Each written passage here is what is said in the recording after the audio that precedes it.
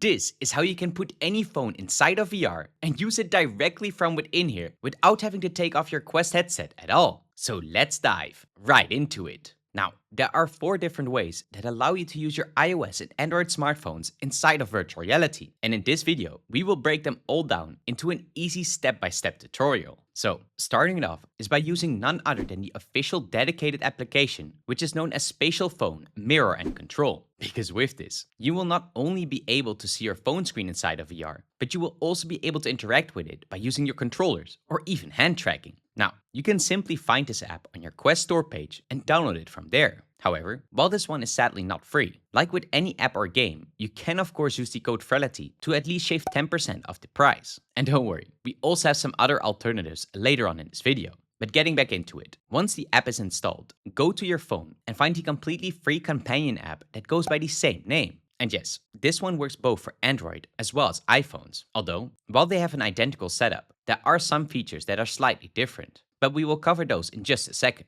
Since now that these are both finished installing, you want to go ahead and open up the application from inside your Quest. And after that, also open up the one on your smartphone. And for those iPhone users, you will have to press once more on the Start Broadcasting in here. And if you followed all these steps correctly, then you will now see a code that you can put into your headset to connect them together. Although, even quicker is to just find the device that you're looking for in the open window and press on Join inside the menu. And with that, you will now have a direct stream from your phone to your headset. And this also means that you can now finally start using it as you would also normally. But instead of constantly having to use your real phone's touchscreen to navigate through it, you can also unlock the previously mentioned possibility in here that lets you interact with the window in VR itself. So, to enable this, just click on the green big button on the screen and it will show you the exact steps that you need to make depending on the device that you're using. So for example, for iPhones, this would mean that you would have to turn on the so-called assistive touch mode. So if you don't have this already, go into your settings and then to the accessibility tab in which you want to click once more on the touch bar.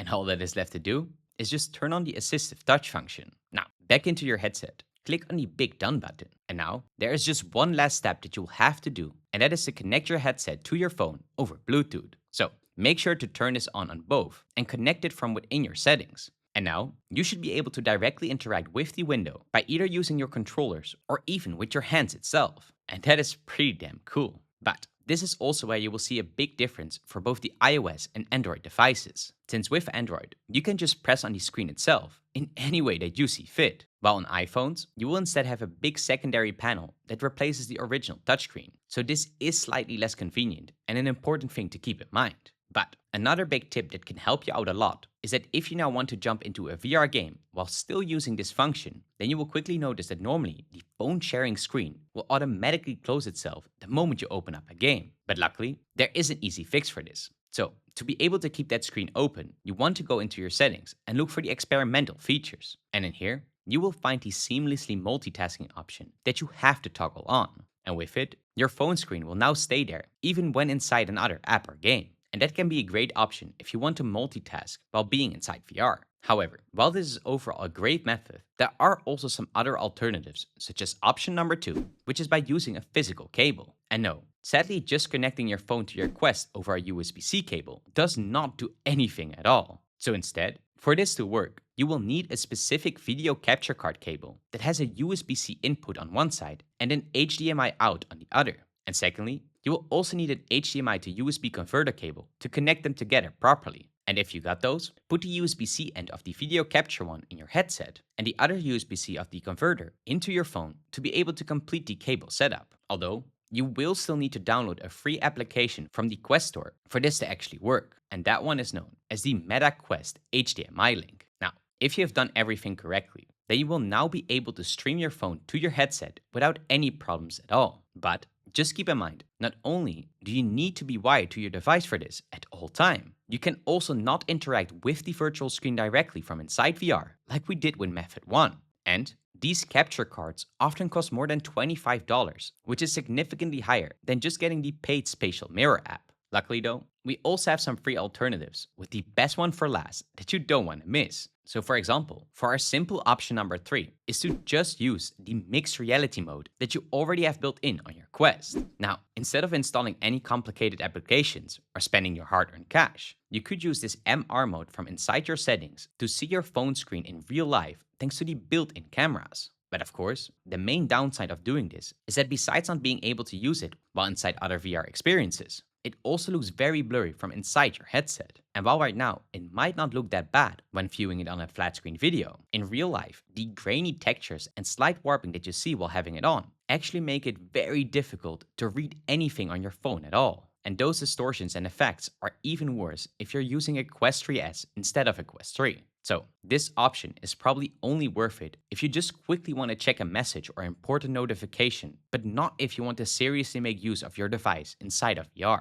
But once again, there is luckily also a good way to do this completely for free and without any cable as well. And that is with our number 4, which is through a special dedicated APK. Now, do keep in mind that this is definitely the most advanced option compared to the other methods that we have discussed so far. But once done, it does finally let you use your phone inside of virtual reality completely for free. Now, to get it, you want to open up your web browser and head over to one of your favorite APK libraries, such as for example, the popular APK Pure. And in here, you want to search for a specific application named Airplay. And once you found it, make sure to download it and select the most recent version that is currently available. And this might take a couple of seconds before the download is complete. But when done, click on the big See All Download button, followed by the 3 dots for the Airplay APK so that you can open up the file location. And this should now give you a new pop-up window with all of your downloaded files that you've gotten so far. But without getting distracted, simply select the previously mentioned Airplay in here and click on Open With, after which you will get the option to choose the package installer.